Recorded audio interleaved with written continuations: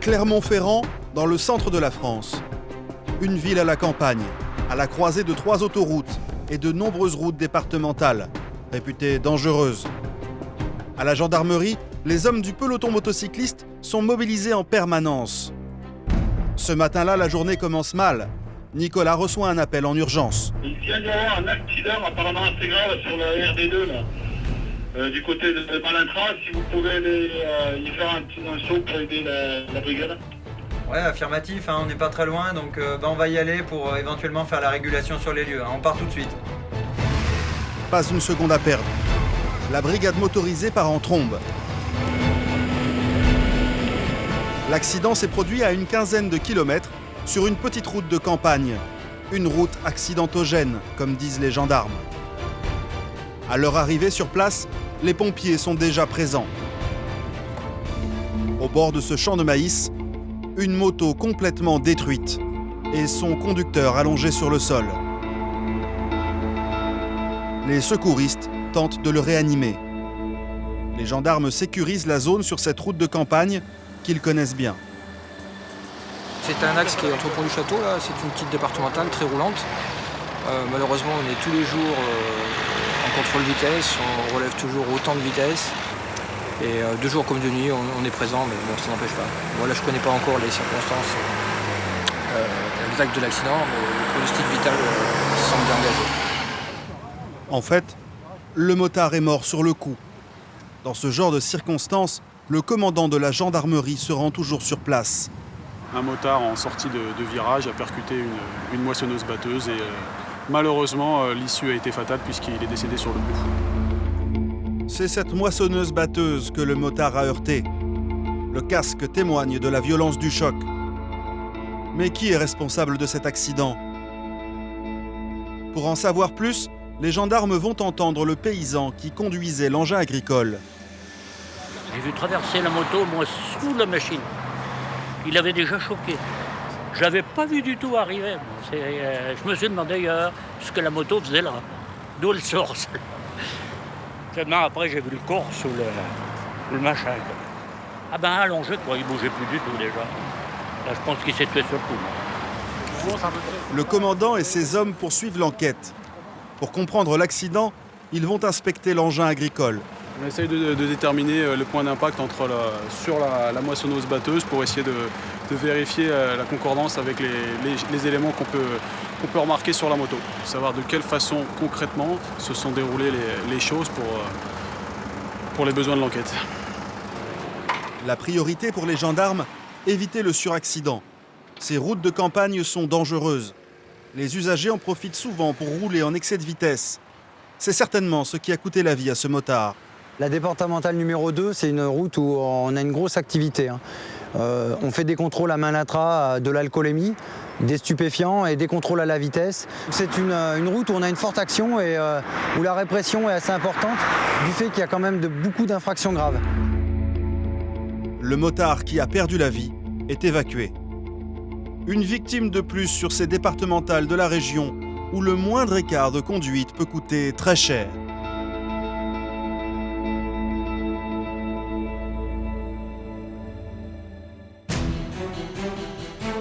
Pour faire baisser le nombre de victimes, les gendarmes sillonnent ces routes sans relâche. Leur objectif, traquer les chauffards et les délinquants de la route. Pour ça, ils multiplient les contrôles. Malgré leur vigilance, ils ne parviennent pas toujours à éviter les accidents. Faut faire évacuer! La campagne leur offre de nombreux endroits discrets pour prendre les contrevenants en flagrant délit. Un jeu de cache-cache, car en face, les automobilistes utilisent souvent les petits chemins pour échapper au contrôle. La ZX qui arrive face à derrière moi là pour un dépistage de stup. La ZX derrière là. J'en ai mon collègue, on a dit on va passer par les petites routes pour éviter les flics et on manque de peau, voilà. Et malheur à ceux qui se font prendre. Dans les cas les plus graves, c'est la suspension immédiate du permis de conduire. Je prends le permis de votre concubin qui roulait. Ou de votre frère, je ne sais pas qui c'est. Il a tout permis. La région est également traversée par 3 autoroutes, parmi les plus fréquentées de la France. Des voies rapides où le moindre écart de conduite peut provoquer une catastrophe. Là encore, les motards de la gendarmerie ne manquent pas de travail. Quand elle a tapé le talus, elle est partie en tonneau et elle a échoué ici. Chaque jour, les gendarmes sont appelés sur des dizaines d'interventions. Certaines sont parfois surprenantes. Yes, I have the bond here. No, it's highway here. Highway. But autostrade. Verboten. Excuse me, sir. À Clermont-Ferrand, les gendarmes du peloton moto sont sur tous les fronts. Nous avons suivi le travail du sergent-chef Nicolas, de l'adjudant Pascal et de leurs équipiers. Sur leurs engins surpuissants, ces pilotes aguerris prennent tous les risques pour arrêter des conducteurs sans limite. On vous annonce la vitesse? Ah non, c'est bon. 215 km/h.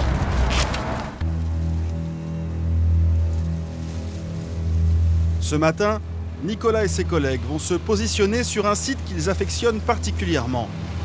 Une position stratégique à 200 mètres de la route. Une route connue pour être une des plus dangereuses de la région. On y déplore de nombreux accidents graves chaque année. 143 la rouge, là. 143 km/h au lieu de 90. Nicolas et son équipier prennent immédiatement le motard en chasse. Le chauffard a 1 km d'avance, alors Nicolas met tous les gaz.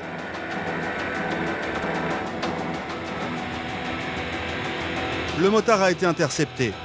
Il risque une suspension de permis. Merci beaucoup, monsieur. Nicolas s'apprête à le verbaliser, mais une urgence va interrompre le contrôle. Quel Sur sens? l'autoroute ou quoi? Sur l'autoroute? Nord-sud. Donc là, on vient d'être alerté sur notre radio. Il y a vraisemblablement un accident sur notre zone de compétence, sur la 75, au niveau du 14500, avec un véhicule sur le toit. Pas le temps de traîner. Pendant qu'un gendarme verbalise le motard, Nicolas file à toute allure sur l'autoroute A75, où vient de se produire l'accident. C'est l'une des plus fréquentées de France.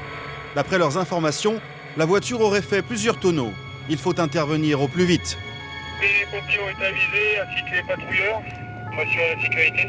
Et merci, il faudra le dépanneur aussi. Vraisemblablement, la jeune fille a perdu le contrôle ou on ne sait pas ce qui s'est passé. Là, pour l'instant, les pompiers présents sur les lieux essayent de s'occuper d'elle. Donc on ne sait pas les circonstances de l'accident. Là, on protège les lieux, nous. C'est notre travail. Et en même temps, on essaye d'enquêter, savoir ce qui s'est passé. Mais d'abord, on protège les lieux. Le SAMU va prendre immédiatement en charge la victime. Les pompiers l'ont extrait du véhicule. C'est une jeune femme. La victime saigne du nez abondamment. Le choc avec l'airbag a été violent. Pendant ce temps-là, Nicolas commence son enquête sur les circonstances de l'accident. Tout est tracé, on voit très bien que la voiture a suivi les traces qui sont laissées par ses pneus de l'autre côté de mes camarades. Puis quand elle a tapé le talus, elle est partie en tonneau. Elle a suivi le talus puisqu'il y a des traces un petit peu tout le long et elle a échoué ici. Comment la jeune fille s'est-elle retrouvée là? Avant de répondre à cette question, il faut d'abord la soigner. C'est une jeune fille qui a fait des tonneaux, qui était conductrice, qui ne se souvient pas de ce qui s'est passé, qui a des douleurs dans le dos au niveau de sa colonne vertébrale. Donc on va aller faire des examens pour vérifier s'il n'y a pas de lésion au niveau de sa colonne vertébrale. De son côté, Nicolas cherche à identifier la conductrice. Mais dans son sac, il fait une découverte qui l'intrigue.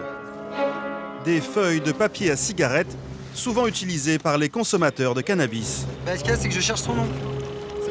La jeune femme conduisait-elle sous l'emprise de la drogue? Pour l'heure, à l'aide du téléphone de la conductrice, Nicolas contacte son compagnon. Alors, ne vous inquiétez pas, c'est la gendarmerie là. Donc j'ai le téléphone de votre amie puisqu'elle a eu un accident de la circulation routière. D'accord, elle habite où? Attendez, on va noter l'adresse parce que nous, c'est pas ce qu'on a. La blessée est emmenée aux urgences de l'hôpital de Clermont-Ferrand. Nicolas lui emboîte le pas, car il veut récupérer au plus vite les examens de sang de la victime. Il soupçonne une consommation de cannabis chez la jeune femme et veut en avoir le cœur net. Je peux prendre une petite place ou... Allez, merci beaucoup. J'ai fait le bilan des lésions, on l'a stabilisée, on l'a soulagée, surtout parce qu'elle avait très très mal dans le dos. On va la laisser dans le service de neurochirurgie où elle va être prise en charge par les infirmières et les médecins du service de neurochirurgie. Et là, moi, je repars au travail. Pour la suite de ses soins, elle a été emmenée dans ce service et on va en profiter que le médecin du SAMU soit toujours présent pour pouvoir faire le prélèvement sanguin. Il y a des analyses à faire, donc on va lui faire une petite prise de sang. Nicolas a récupéré les échantillons de sang, un élément essentiel pour son enquête. Donc là, c'est les tubes du sang prélevé de la personne. Donc on va maintenant les sceller pour être sûr que quand ils vont partir, ils soient bien identifiés et qu'il n'y ait pas de confusion, que ce soit bien le sang de la jeune fille qui est pris et analysé et qu'on ne puisse pas après dire que c'est un autre sang qui a servi à l'analyse de la procédure. On va voir en fonction de ce qu'elle a déclaré, d'un témoin qu'on a vu. Donc on part sur quelque chose où elle est seule en cause. Pour l'heure, 2 hypothèses s'affrontent. Soit la jeune femme a fait une embardée en voulant éviter un véhicule, soit elle conduisait sous l'emprise de stupéfiants. L'enquête n'en est qu'à ses débuts. Mais dans quelques jours, Nicolas va avoir une surprise. Après le papier à cigarette, les gendarmes vont faire une découverte encore plus curieuse dans le véhicule de la jeune femme. En attendant, le lendemain matin, la brigade patrouille sur l'autoroute. Après quelques kilomètres, les gendarmes sont appelés en renfort sur un incident rarissime. Sur cette bretelle d'accès, un camion de livraison vient de perdre 3 énormes cuves de caramel. La chaussée est impraticable. Il y en a combien là de caramel du coup? 750 kg par cuve. Ça devait être bien arrivé ou il devait arriver trop doucement, je pense. Je sais pas, mais bon, le résultat est là. Il est sorti de la bâche? Ouais, il est sorti de la bâche. Ouais. Avec le prélèvement des données, on va pouvoir, à l'aide d'un ordinateur, avoir la vitesse exacte à laquelle il circulait dans cet échange. Heureusement, personne n'est arrivé derrière. Il n'y a pas eu de suraccident. À cette heure de grande fréquentation, le caramel aurait pu provoquer un terrible carambolage. Ça peut être dangereux, ouais. Effectivement, surtout dans ce virage où la vitesse est quand même limitée et on a eu plusieurs accidents mortels en plus. Les cuves vont être évacuées par les services de l'autoroute. Mais Pascal ne s'attarde pas, car un nouvel appel va l'entraîner sur une route de campagne. Ouais, est-ce que tu peux me confirmer le lieu là, de l'accident? D'accord, sortie 5. Qu'est-ce qui se passe, Pascal? Alors, a priori, il y a un accident de circulation là, sur la départementale 213, donc c'est juste à la sortie, la première sortie d'autoroute. On va aller voir si la brigade a besoin de renfort. La pluie s'est mise à tomber sur Clermont-Ferrand. L'accident a provoqué un énorme bouchon. Pascal est obligé de remonter la file des véhicules. Ici, aucune glissière de sécurité entre les 2 voies. Ces 2 voitures se sont percutées de plein fouet. En fait, l'une d'entre elles a d'abord tapé ce véhicule rouge avant de s'encastrer dans l'autre. La jeune conductrice qui a perdu le contrôle de sa voiture commence à peine à réaliser ce qui lui est arrivé. Tout le monde va bien, c'est l'essentiel. Mais ouais, c'est moi qui ai perdu le contrôle et je suis rentrée dans une, puis dans l'autre. Après. Oui, non, ça va très bien.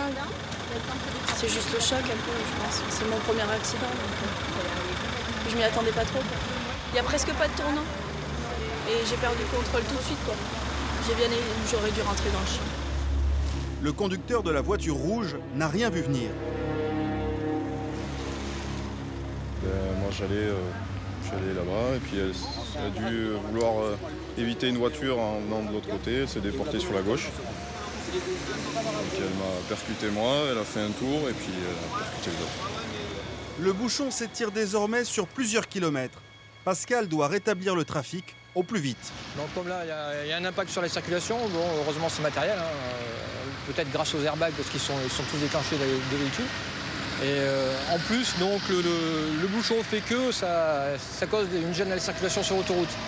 Donc on est doublement concerné, quoi. Je la photographie pour l'assurance, ouais. Mon mari me dit de faire ça, je sais pas. J'étais au volant de la Polo et la jeune fille est arrivée, sa voiture était en travers et voilà, j'ai pas pu l'éviter, sinon il fallait que je saute dans le champ. Enfin, j'ai pas eu la présence d'esprit de le faire, voilà. Oui, non, ça va. Dans quel état vous vous sentez, madame? Un peu stressée. L'accident est en train de paralyser toute la zone. Les employés de la voirie commencent à s'impatienter. Bonjour. Bouchon jusqu'au PK 8,5 sur l'autoroute à cause de ça. Il n'est pas possible de faire évacuer les voitures rapidement. Parce que nous, l'autoroute, c'est compliqué à gérer. Ouais. J'ai un gars qui balise le bouchon. Pas de souci. Si vous pouviez évacuer, ça serait... Pas de souci, merci. Merci. faut faire évacuer. Il y a 3 km de bouchons sur autoroute. Il y a la sécurité autoroute là, qui vient de nous signaler qu'il y a 2 km de bouchons. Donc on va faire évacuer le plus possible dans ce sens-là, justement pour éviter qu'il y ait un accident sur autoroute, quoi. Et que la chaussée est mouillée. Après une demi-heure d'attente, escortée par la moto de Pascal, la dépanneuse arrive enfin. Dans cette région de Clermont-Ferrand, le moindre accident sur ces petites routes provoque toujours une énorme pagaille. Retour à la gendarmerie quelques jours plus tard. Nicolas enquête toujours sur l'accident de la jeune femme qui a fait plusieurs tonneaux sur l'autoroute. Souvenez-vous, elle avait eu la chance de s'en sortir avec quelques contusions. Mais qui est responsable de cet accident? Le gendarme est toujours intrigué par le papier à cigarette découvert dans son sac. Mais il y a quelques heures, un employé de la casse qui héberge la voiture a fait une autre découverte. Donc dans la voiture, on a découvert ce paquet de cigarettes avec une petite quantité de résine de cannabis, à savoir 3 grammes. Donc en attendant de savoir si c'est son cannabis ou le cannabis qui était dans la voiture, ou elle l'a fumé ou non avant de conduire. Et surtout, une autre chose, c'est qu'elle a une quantité, certes, 3 grammes, mais est-ce qu'elle n'en a pas plus chez elle? Est-ce qu'il n'y en a pas plus dans son autre voiture? Ce qui fait que ça déclenche des vérifications supplémentaires, ce qui a en conduit l'audition de monsieur, de ce matin, propriétaire de la voiture. En fait, la voiture accidentée appartenait au petit ami de la jeune femme. Mais à qui appartient le cannabis trouvé dans le véhicule? À lui ou à sa compagne?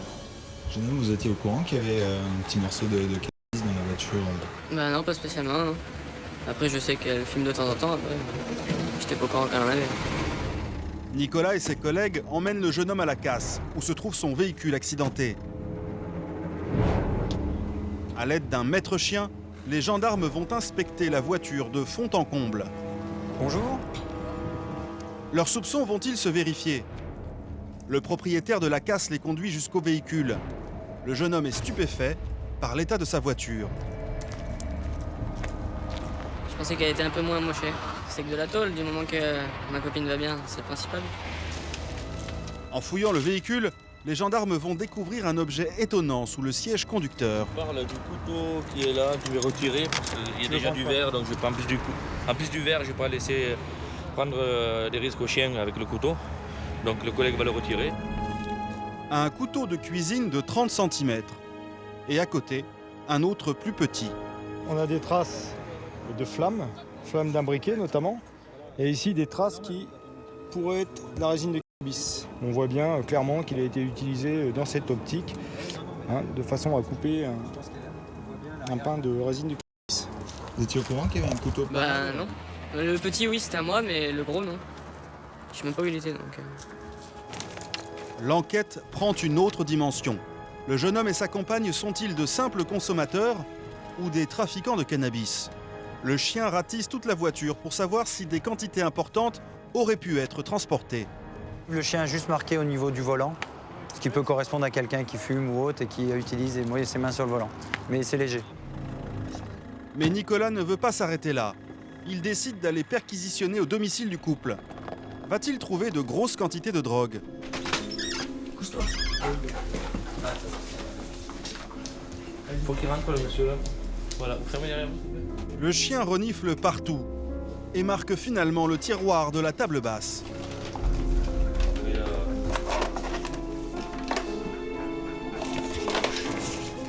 À l'intérieur, quelques boîtes vides et des feuilles à rouler.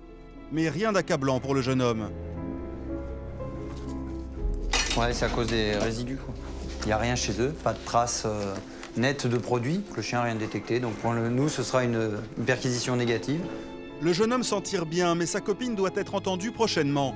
Car les gendarmes attendent toujours ses analyses de sang pour savoir si elle conduisait ou non sous l'emprise de la drogue. La consommation de stupéfiants n'est pas seulement l'apanage des grandes villes. À la campagne, chez les jeunes, le cannabis est beaucoup plus répandu qu'on l'imagine. Les gendarmes le constatent tous les jours. Cet après-midi, Nicolas et son coéquipier se mettent en embuscade sur une route dangereuse. Leur objectif, traquer les excès de vitesse. Mais c'est autre chose qui va retenir leur attention. Dans un cadre comme ça, sur cet axe, il y a déjà eu des accidents mortels. Donc nous, on cherche à traquer ceux qui vont conduire vite et qui ont l'habitude de le faire. Et puis là, pour nous, pour travailler, c'est idéal, quoi. Il y a de quoi travailler en sécurité et surtout on est bien dans l'axe, donc on ne peut pas avoir d'erreur, on ne peut pas se tromper sur la voiture qu'on va chercher. Donc là c'est parfait pour nous pour travailler. Alors qu'un véhicule de gendarmerie vient rejoindre Nicolas et son collègue, une voiture va le dépasser à toute allure. Tu peux aller direction Billon. Non, la ZX qui arrive face à derrière moi là pour un dépistage de stup. La ZX derrière là.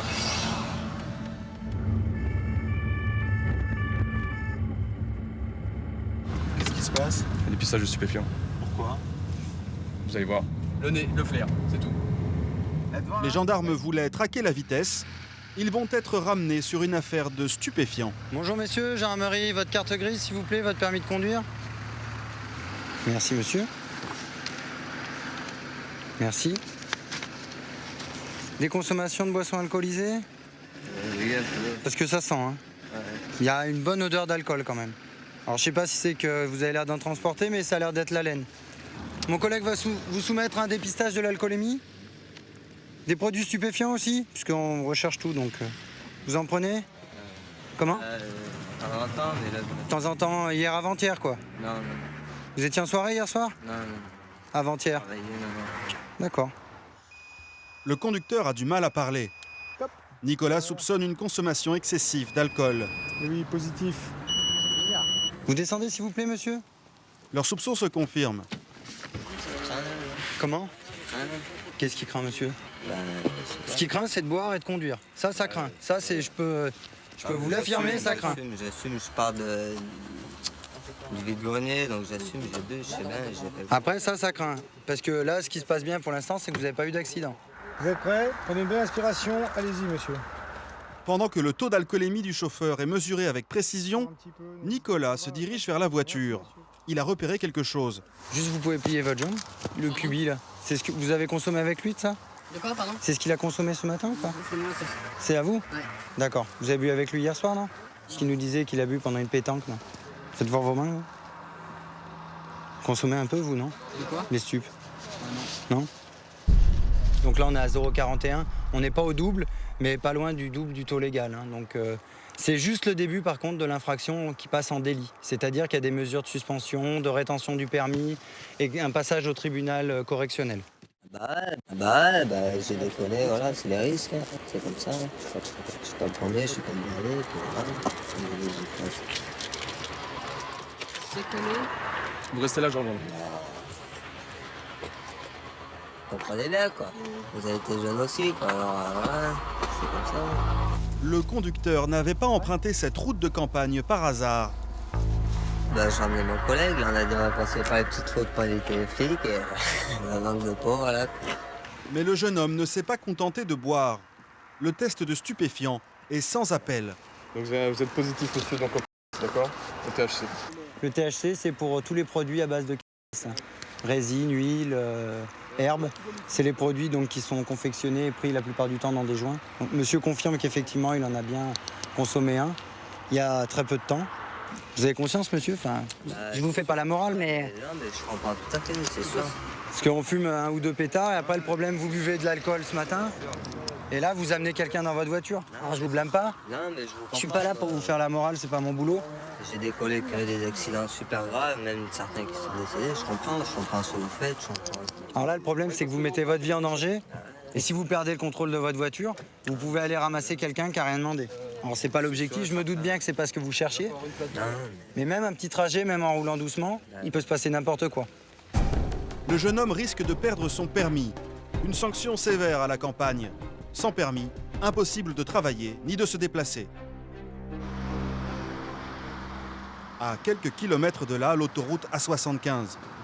Un point de passage très fréquenté par ceux qui voyagent du nord vers le sud. Chaque jour, 300 000 véhicules empruntent cette voie rapide.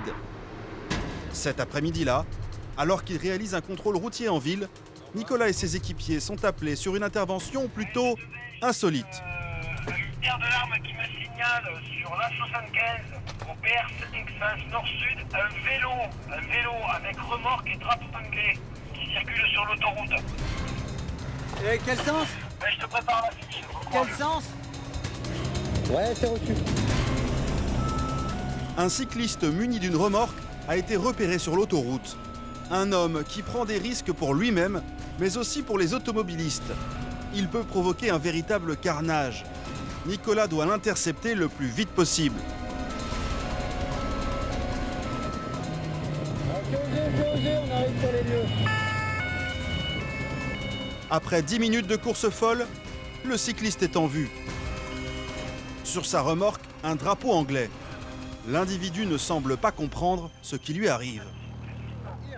Yes, I am the bond here. No, it's highway here. Highway. I am here. No, here. All of this road. It is the autostrad. Autostrad. Here, Yes. autostrad. Yes, it is. Oui, but autostrad. Verboten. Excuse me, sir. It is Clermont-Ferrand. No give me the GPS. Alors là, effectivement, c'est un cas particulier. Donc on a un cycliste sur l'autoroute. Bon, ça arrive quand même de temps en temps. Là, ça reste un cycliste qui est étranger. Donc la difficulté de la langue. Et en plus, l'individu, pour lui, il a le droit de rouler puisqu'il est sur une bande cyclable apparemment.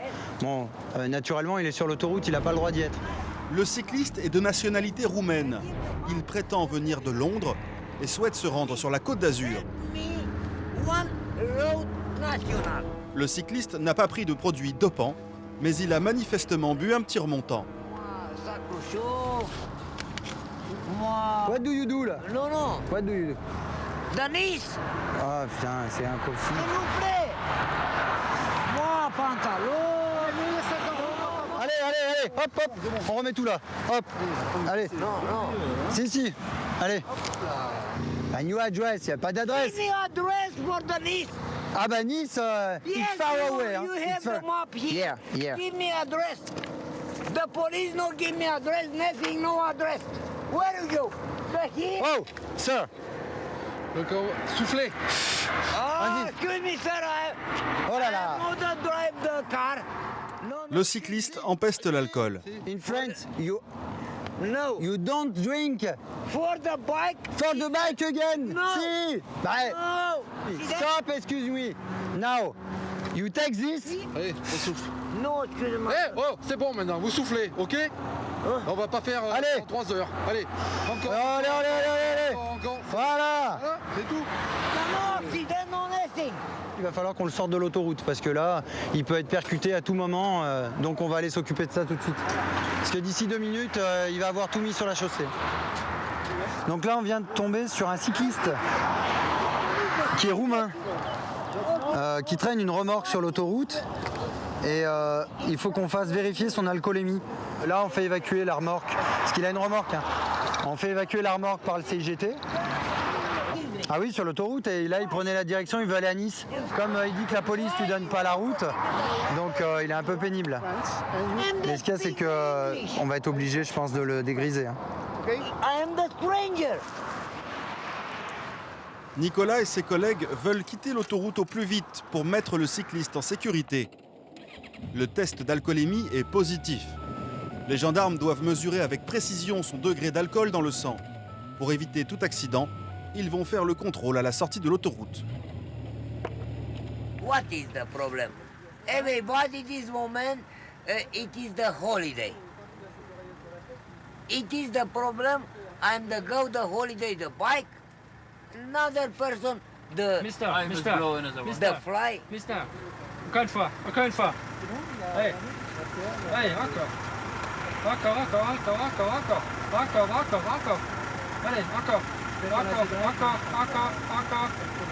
Okay. Combien 0,84. 0,90 84. Ah, 0,84 quand même. Un taux 3 fois supérieur à la limite légale.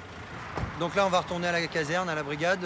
On va vraisemblablement appeler un interprète et puis monsieur va dormir jusqu'à ce qu'il ait totalement récupéré ses esprits. Et puis quand il aura récupéré ses esprits, on appellera le magistrat. Mais là encore, ça ne va pas être simple pour Nicolas.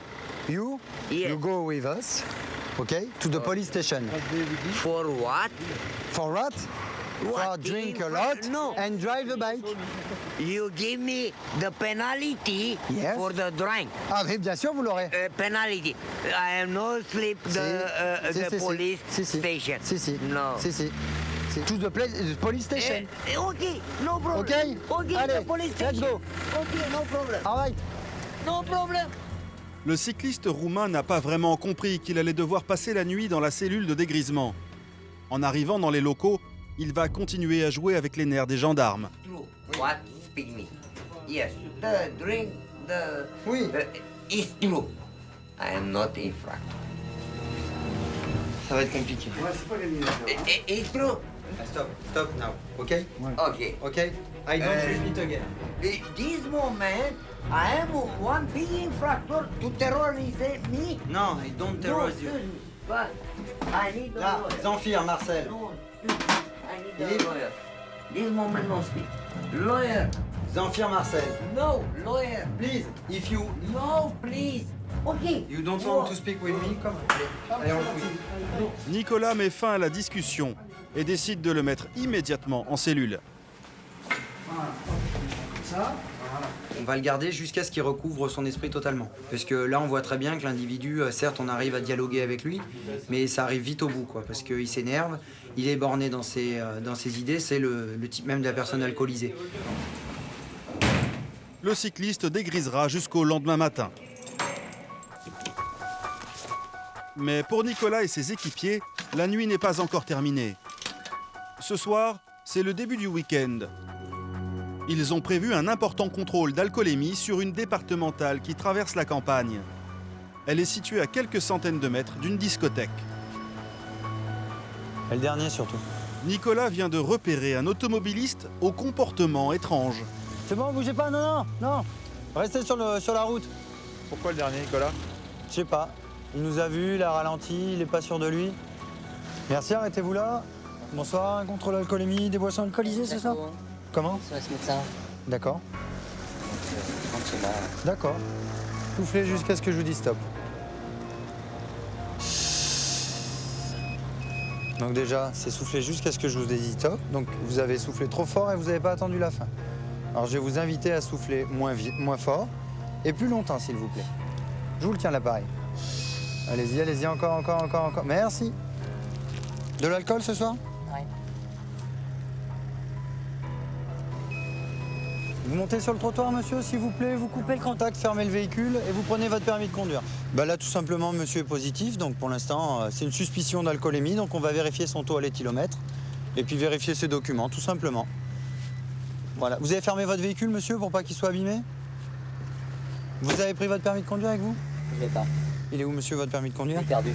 D'accord. Vous avez fait la demande pour le récupérer? Non. D'accord. Vous avez une pièce d'identité, monsieur? Oui. Et éventuellement la carte grise de ce véhicule aussi. Merci. Vous m'accompagnez, s'il vous plaît, monsieur? L'automobiliste va tenter d'obtenir l'indulgence du gendarme. Bon, écoutez, j'ai fini ma garde il y a minuit. J'étais branco avec les copains et puis voilà, quoi. D'accord. Si vous avez bu qu'un coup, monsieur, il n'y a pas de raison de se stresser, quoi. Hein. Là, je vais vous inviter à souffler un petit peu moins fort, mais plus longtemps, pour que toutes les étoiles qui vont apparaître sur l'écran arrivent jusqu'au bout. Allez-y, au bout les étoiles, monsieur, allez-y, encore. C'est bon? Non, pas du tout, puisque je vous ai dit qu'il faut que les étoiles, elles aillent jusqu'au bout. J'ai qu'un poumon, hein. Oui, mais il y a des gens qui ont réussi avec un poumon. Dans tous les cas, vous avez le droit à 2 souffles. Si celui-là est en infraction, on peut attendre un deuxième contrôle. On attendra... Vous avez une poutre en garde à vue? Il n'y a pas de garde à vue. Hein. Je vous rassure tout de suite. Il n'y a pas de garde à vue, il n'y a pas de mesure coercitive. Je vais pas... La seule chose qu'il y a, c'est que si vous êtes en infraction, vous appelez quelqu'un qui vient vous récupérer. Quelqu'un qui, bien sûr, n'a pas bu. Le but n'est pas de faire revenir quelqu'un d'autre qui a consommé d'alcool. Donc là, normalement, on devrait voir votre taux s'afficher. Donc au niveau de l'éthylomètre, pour avoir la même quantité dans le sang, c'est multiplié par 2, ce qui fait 1,80 g. Donc là, je vais procéder à la rétention administrative de votre permis, même si vous ne me l'avez pas présenté. Nicolas reste intraitable. Donc 0,90 mg par litre d'air expiré à l'appareil.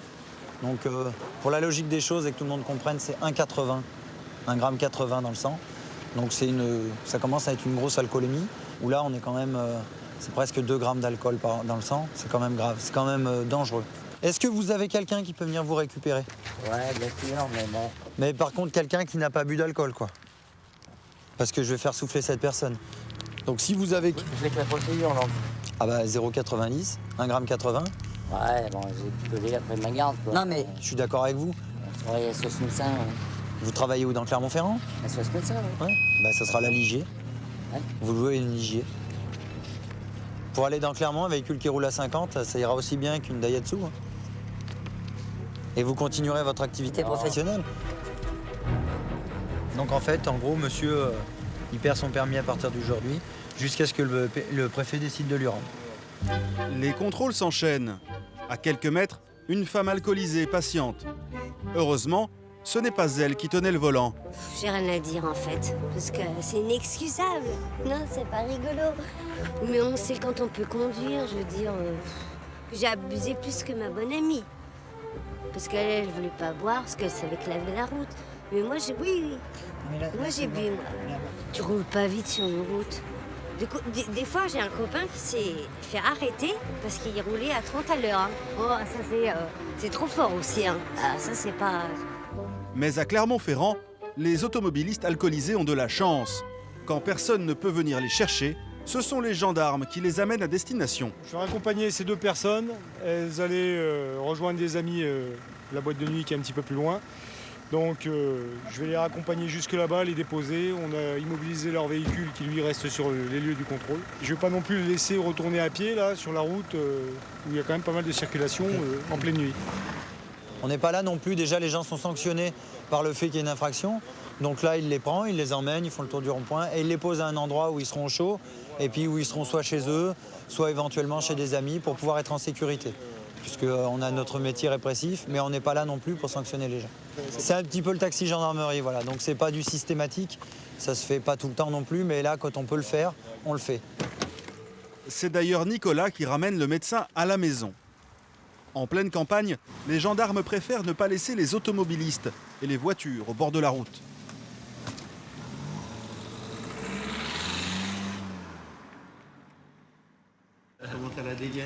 Pour le peloton de gendarmerie, la nuit a été courte.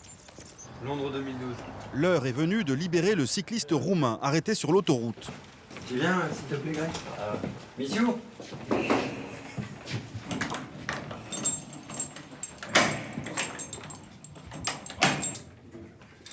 Ça va?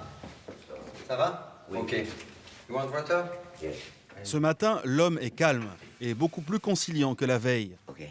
Nicolas lui offre même un café. You can stay sit if you want, not stand up. Okay. You one little mister this the France dollar. Ok. Alors au niveau de la sanction qu'il peut avoir, le magistrat peut me demander de le faire payer immédiatement une amende. Bon là je pense pas parce qu'il a l'air d'avoir aucune ressource, donc ça risque d'être difficile de lui prendre de l'argent. Et même voire handicapant pour lui, puisque s'il veut faire un trajet jusqu'à Nice et qu'on lui prend tout le peu d'argent qu'il a, ça risque d'être difficile. Donc c'est pas moi qui décide après. Pas question de reprendre l'autoroute. Nicolas lui indique le chemin vers la nationale. Here. Number 4. Okay. On A75, okay? You understand the road to take? Yes. Okay? Yes. And the national, it's just between the highway. It is the parallel of the road. Flanqué de son drapeau anglais, notre cycliste reprend la route. Plus que 600 km avant d'arriver à Nice. Quelques jours plus tard à la gendarmerie, c'est le grand jour. Nicolas vient enfin de recevoir les résultats d'analyse de la jeune femme qui a fait plusieurs tonneaux sur l'autoroute. Souvenez-vous, les gendarmes avaient retrouvé du cannabis et un grand couteau qui aurait servi à couper des pains de résine. Ils veulent l'entendre sur ces différents éléments. Aujourd'hui, on a un résultat qui montre qu'elle était positive au cannabis. C'est-à-dire qu'au moment de l'accident, elle était sous l'effet de cette drogue. Allez, vous venez s'il vous plaît. Comment va réagir la conductrice? Vous avez été testé sur tous les produits. Donc vous êtes négatif à tout, sauf au niveau du cannabis. D'accord? Donc le laboratoire, il nous dit que vous êtes en cas numéro 3. Donc on se reporte là-dessus.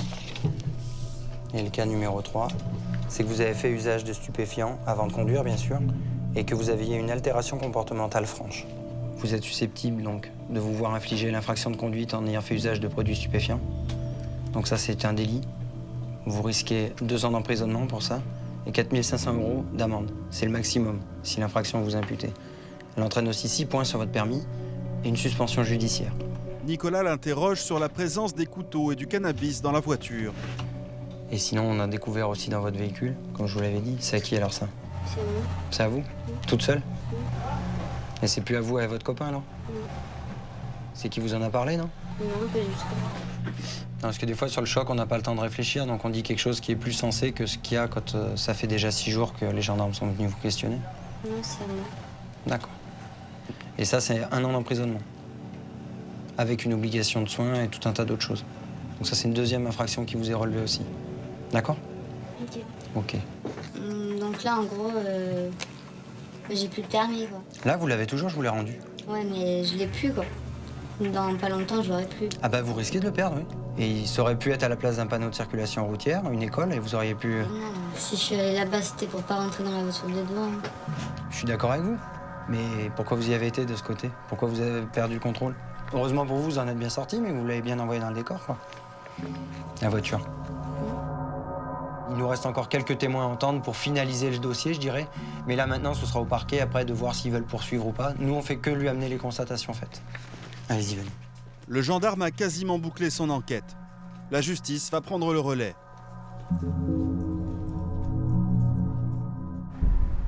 Un peu plus tard, Nicolas reprend ses contrôles. C'est quoi? Celle-là?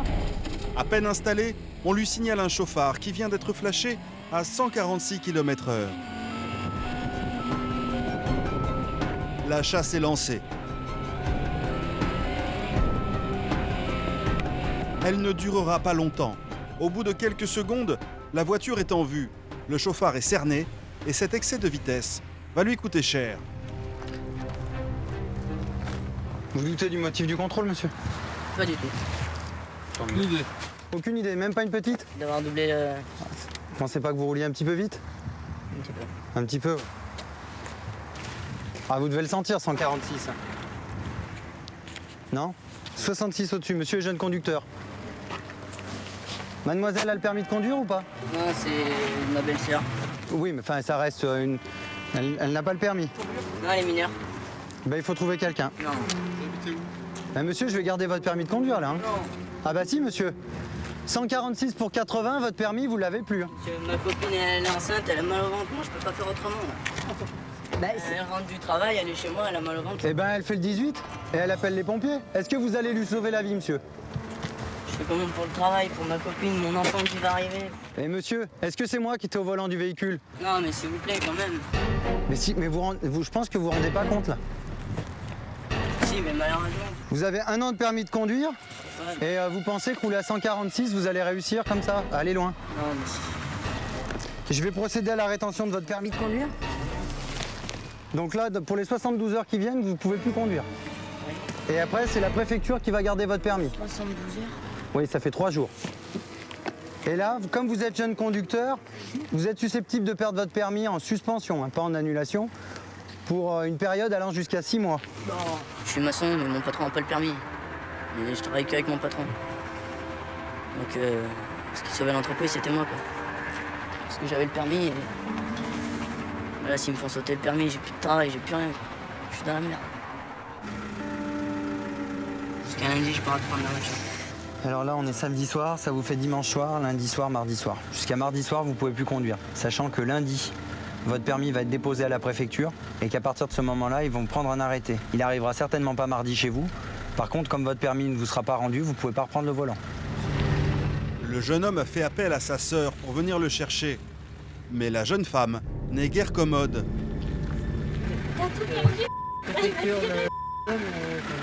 Qu'est-ce que vous faites là? Comment?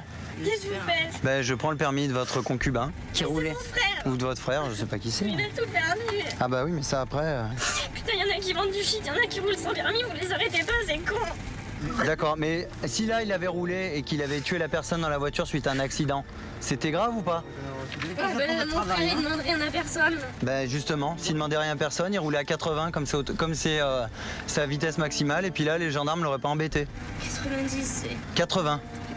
Vous avez le permis de conduire? Bah oui. Eh ben alors, il est jeune conducteur. Bah moi avec. Eh ben voilà, c'est 80. Donc vous le saurez maintenant, ça vous aura appris quelque chose ce soir. C'est de notre faute, puisqu'on ne fait pas notre travail vraisemblablement d'après elle, puisqu'on n'arrête pas les autres infractions commises sur la route. Elle ne se sent pas concernée par les éventuels dégâts qu'il aurait pu causer, puisque, comme elle nous l'a dit à plusieurs reprises, c'est son frère. Donc elle est embêtée parce que son frère, il va peut-être perdre son emploi ou déjà il va perdre son permis de conduire pour une certaine période, mais c'est de notre faute. Elle se sentirait concernée s'il avait tué quelqu'un ou si c'était de la famille à elle qui aurait eu un accident. Là, par contre, on n'aurait pas fait notre travail parce qu'on n'aurait pas été au bon endroit au bon moment. Vous dépassez jamais la vitesse autorisée, vous, monsieur? Jamais. Je la dépasse que pour le travail. 146 pour 80. Est-ce que vous vous rendez compte? Oui, mais c'est mon frère. D'accord, oui, je comprends. Vous avez des enfants? T'as pas d'enfant encore? C'est facile, on est deux. Alors, s'il y a quelqu'un qui roule à la même allure, qui écrase votre enfant, vous direz pareil? C'est mon frère, putain. Oui, mais c'est pas la fin du monde. Il est vivant, il est vivant. Il va perdre son boulot. Vous préférez qu'on vienne vous annoncer? Votre frère vient de mourir? Oh non, parce que... Eh ben alors réfléchissez avant de bramer comme ça, là, ça sert à rien. Au contraire, peut-être qu'on lui sauve la vie, là. Les arguments de la jeune fille ne vont rien y changer. Le véhicule reste sur place et vous pourrez renvoyer 2 autres personnes plus tard dans la soirée ou demain récupérer le véhicule. Voilà, bon courage quand même, au revoir.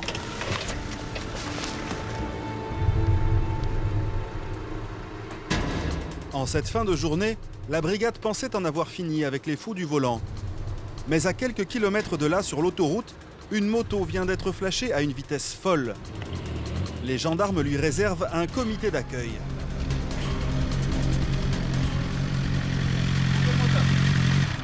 On va voir la montée dessus là, s'il vous plaît. Le pilote vient de battre le record de la semaine.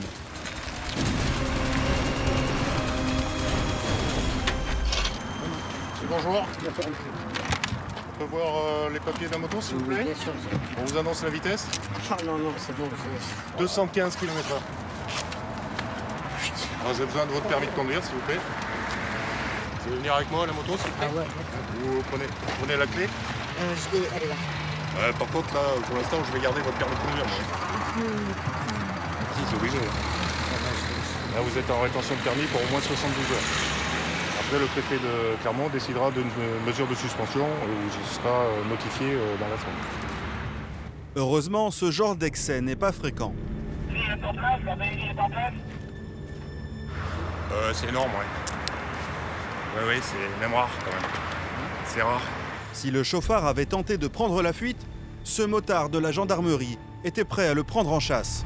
Quand vous avez une moto qui vous arrive dessus, qui est signalée à 215, et qu'ils voient un piéton qui essaie de l'intercepter, les 3/4 du temps, dans leur tête, c'est...